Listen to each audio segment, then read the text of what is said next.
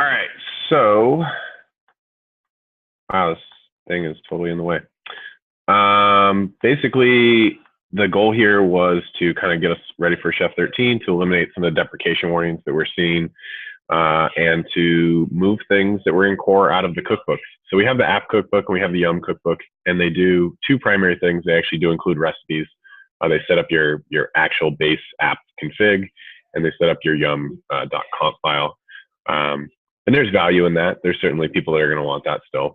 But the main reason that people were probably using them was because apt had apt update and had apt repository, and Yum had Yum repository.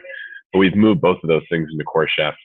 So for most people, probably for like 90% of people, there's really no need for these cookbooks anymore. But they were still on their run list, and they were still throwing a lot of deprecation warnings that classes had already been loaded and all this stuff. There was a lot of confusion with people about what was going on. So basically, we removed all those resources.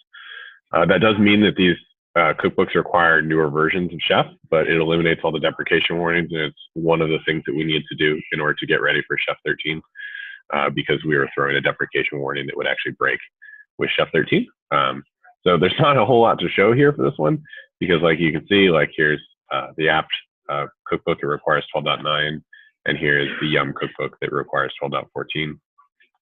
Which are pretty new versions. Those are definitely more recent than I would like to be using. But like I said, we had to do this for Chef 13. So the README kind of describes down in the somewhere part. Yeah, so like Yum repository isn't here anymore. You don't actually need it. And I think ideally, just for most people, the real solution is they won't have these on their run list anymore.